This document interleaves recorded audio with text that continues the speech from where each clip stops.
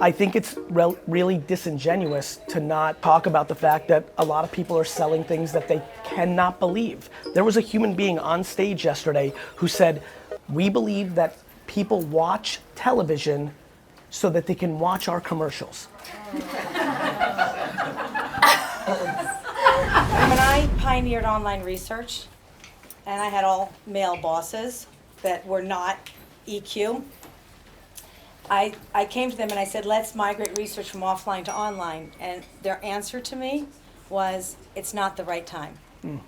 And because there was no one online at the time. And had I listened to them and waited and watched, I would not be where I am today. And so everything that you said is so true and so relevant. And had I not have been on a panel with the Chief Research Officer of Procter & Gamble and asked him, when is the right time for me to come and talk to you about migrating research to the internet, and him saying, come to me next week, I would not have pioneered online research. And at that time, it wasn't the right time. I had to make it the right time and get ahead of it and make it work and build the ecosystem. Yep. And that was the first, second, and third. And so when you were talking about how behind this industry is, and of course in one of your, socials, I saw you challenging the whole industry here. And what did you tell them all? I'm not sure. I'm challenging the whole week, so I'm not sure what the clip is. Well, I think you told them they're lying.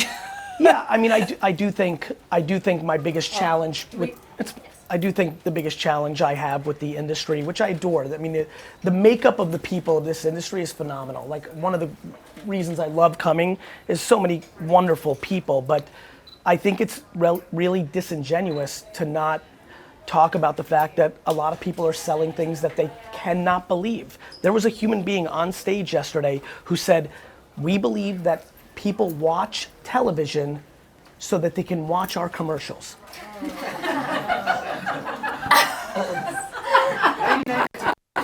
Capture his face. Remy, not 1992, not 1982, not 1972, not 1962, not 1952. There was never a time, ever, that people decided, I'm gonna watch Leave It to Beaver just so I can catch the Coca-Cola commercial. There was probably, and I've done a lot of homework on this, there was a time where the commercial was a slight enjoyment part. You were curious. It did have a different culture. The remote control had not been invented. There was a lot more creative firepower in the ad world in the 50s and 60s. Not because of anything, but because people actually saw the commercials, thus inspired highly creative people to want to make them. And so, yes, I do think that, there's people selling media here that is not transparent media. I mean, for all the wonderfulness that is outside, one thing that is not outside in any shape or form ever at Cannes is common sense. There is no version of common sense, otherwise nothing that is being said would be said. And I think that the industry is within itself. I don't think we can go and interview the 8 billion people on Earth and ask them to recall 4 commercials that they could today. There is no network television consumption going on. It's all gone to streaming. Yes, I really struggle with that. I think it's incredibly challenging for me to wrap my head around the concept of selling something that in my soul I don't believe in, and I think that happens a lot in our industry. Well, and I think, when we think about also, and I talked about this the other day, omnimedia, which is multimedia, but we don't live in a linear world. We live in an omnipresence world where consumers own what they watch, when they watch it, and how they want to watch it, which is, consuming all forms of media in real time at the same time, in a whole different fashion. That is all about the content we actually want to watch. Correct. None of that is the things that people make to interrupt those people and try to sell them. Correct. When people say, Gary, you're wrong about TV, people watch sports. I'm like, people watch sports? That's very different than people watching the commercials during a sporting event. And meanwhile, I think this, this is a very global talk, but the Super Bowl ad in America is the best ad in the world. You get 60 to 100 million people actually consuming it and wanting to consume it. You know, people are always like, well, there's big events like the Oscars and the Olympics and the Super Bowl. I'm like, no. Those are big events, but the variable difference between the Super Bowl commercial and the Oscar commercial, there's not one conversation about the Oscar commercial by normal people. The ad world wants to make it happen. It'll get covered. And so, yeah, I really struggle with these variables. Yeah, and it's also why, by the way, the last measure pre us adding GEM, the gender equality measure, was likability. We added likability over 20-something years ago when social came about, because ads that people choose to watch, they watch over and over and over again, which is why we added likability and adding the emotive side, the emotion, if it pulls your heartstrings. Yep. So I want to get to Web3 Okay. for a minute, because you have a tremendous amount of people here and a lot of women, and you are doing so much for women in Web3. And one of the things that we are trying to do is upskill, educate, awareness. We just released a great study with EWG on women in Web3, which is phenomenal. So many great results. So I hope you consume it and post it and share it. And it's you know, everything that you are doing to bring women into Web3 and to drive change and to embrace and endorse. Tell us why that's so important to you, bringing so much more women into Web3. Because education matters. You know, I love talking about, you know, a lot of parents get mad at me because I put a lot of TikTok content of like, college might not be the answer. And I do say it a little bit different than that.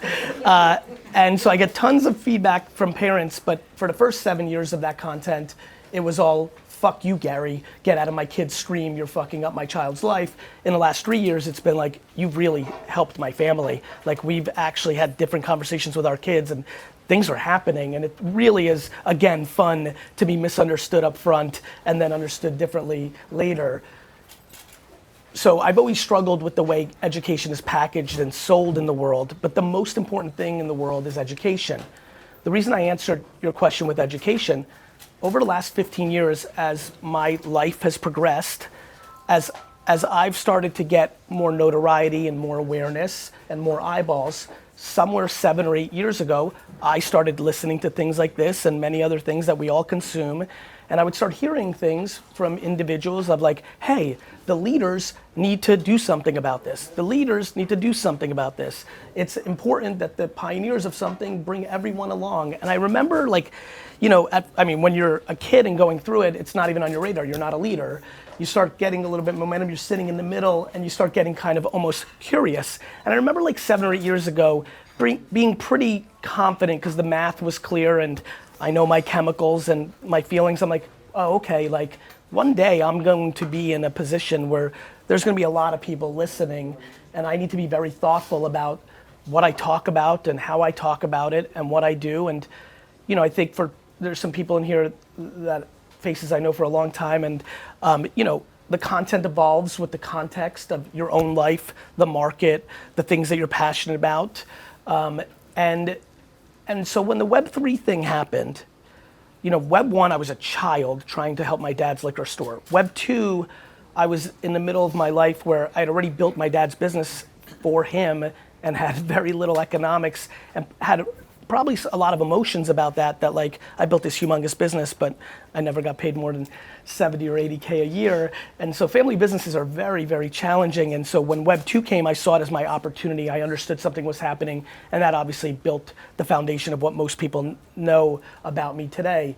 Web 3, when it came as I'm in a different place in my career and I had options and opportunities to do something. And so I remember very quickly saying, okay, this is different. This is an opportunity for me. I'm going to lead here because I already have a big platform. I'm going to do what I've always done, so I'm going to be historically correct. I'm going to put in the work. I'm going to execute. I'm going to communicate. I'm going to make content.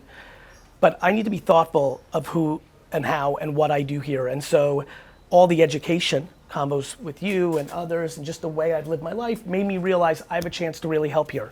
First and foremost, because this is something I'm incredibly proud of, I was uncomfortably focused on my community. I educated the shit out of people that followed me, and every single hour, not every day, I get an email from people who are like, you changed my life because I got involved so early and this happened and that happened. And it's incredible. Not only VeeFriends, like I minted, World of Women minted out because of me. I minted it and went right into my Discord and Twitter and said, buy this, right? And Mumbot or Women and Weapons. And I just knew what I was watching from January to May in 20, which was, highly curious Web3 blockchain individuals were the most active. It skewed the way a lot of early technology skewed. I went first at my community, which is quite diverse by nature, so that immediately started to change the way. But then when I was watching the projects themselves, I saw an opportunity and I put in a lot of work. I put in the work. I would search Twitter and search Discord and followed and waited for things that were coming from Black artists, female artists. It was being educated and being thoughtful that when you have a platform, you can have a variable difference on the world.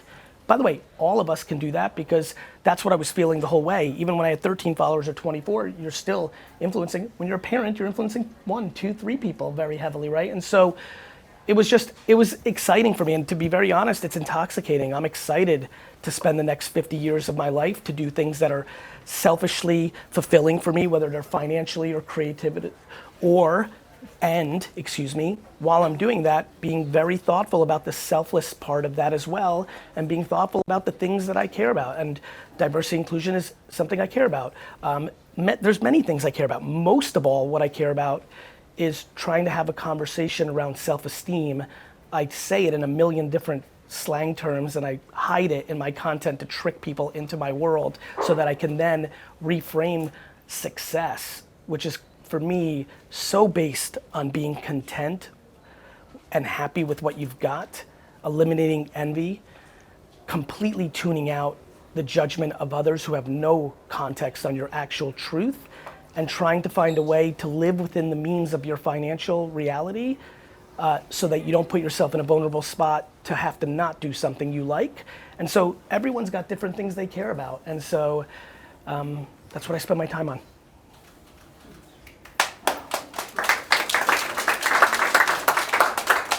So I have to just say, that was like, I was just say like a motherly hug, but it really was a sisterly hug because I was going to cry because I was feeling this moment of such pride because I got to meet Gary's family at VCon, and honestly, Gary speaks such truth because you are so famous. It's true, you have so many friends, but they're such real friends. You at VCon, your proudest moment was you were surrounded by your best friends all came. I walked in this auditorium. I don't know where it was. And this big auditorium and all the security staff. It was Minnesota Vikings Stadium. That's where it was. It was a 70,000 square foot stadium. It was a big fucking place. That's all I know. And there was all these security people there. And I walk in and I, of course, talked to the security people to say, where am I? And they said, you're in this big stadium. And I go, all the security. And he said, the security people said, everyone that comes through this door are the nicest people. Because they're used to all these celebrity people and concerts and everything. They said, you all are so nice. And I said, yeah, because all 70,000 people or however many people were there are all GaryVee friends. It's true, GaryVee. We were all your friends. And even people you don't know are part of your culture, because you really inspire us all to be good and kind and in a GaryVee likeness. And I know it's, even in, I said this to someone the other day, like this place was designed by women for women, and even all of you guys in here, you close the seats, you put the seats of the toilet down. You don't leave it up. And you take the napkins and put them in the trash can. We did it. You keep the bathrooms so clean. And you're so respectful and you're so kind and, inclusive. And it's a culture. And that's the GaryVee way. And I was so proud of your mom because you are mommy and so yummy. And like, I just, so nice. And that whole stadium were GaryVee like, and that is who you are. And I'm so proud of you, and I'm so inspired, and I'm so grateful. And for all of us women to be so supportive, and all of you women, I keep saying, you got to get in first.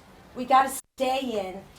Gary is always, yes, I text him, and he right away writes us back and is helping all of us get in early, educate, upload, supportive. There's no better friend to help us be first, be second, be third. And that is the truth, because we are going to write the rules of Web3. So it doesn't become the boys club. It becomes an inclusive, safe space, right?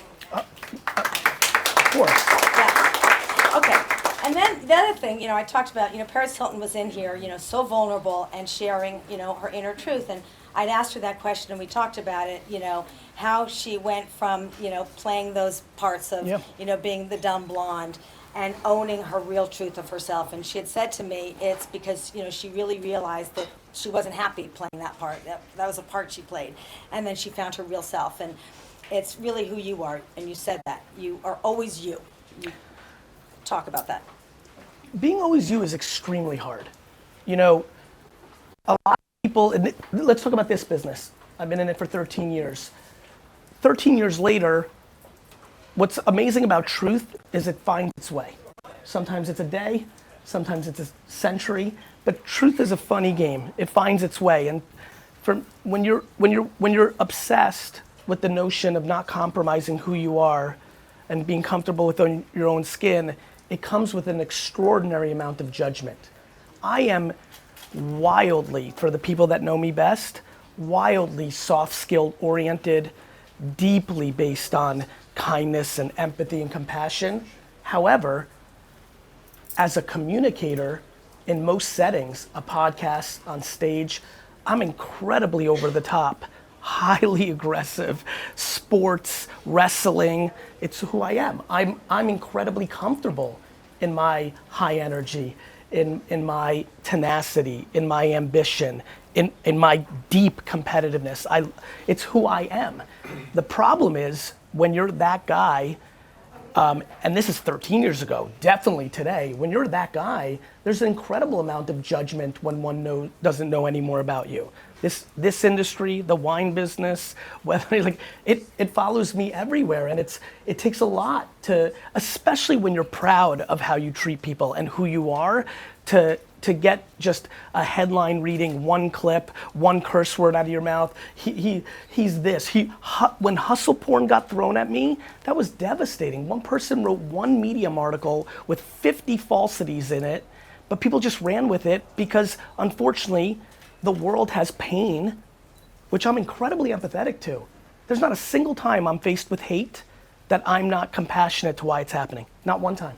I understand why it's happening. It still doesn't taste good when you're on the receiving end of it. And we're so quick to judge. We've become incredibly good at pointing fingers, and we're really, really scared to use our thumbs. The accountability has gone completely out of the window. The leaders of the world have no civility towards each other, thus we've now started to do that. And then on top of everything else, I'm a really interesting character. I understand communication so well that if I'm trying to create change, I know that there's certain patterns of the chess move that I have to do to get people to buy in, to then later do the work that I need to do to get there, which is triple challenging because you know you're connecting with certain individuals on one part of your life. You know that you're putting in the work to try to reframe the conversation for them in a different way. But you know that the way you're getting them in is being judged by everybody who's virtue signaling you, judging you, and it's challenging. And I always I like talking about this because I always want to remind people, no, look how, in this room, everyone looks different. And today's age, which I find incredibly appropriate because for the last 8 trillion years, it was the reverse. In today's age, for the microsecond, the judgment towards a white male with no context is extremely high. I find that appropriate.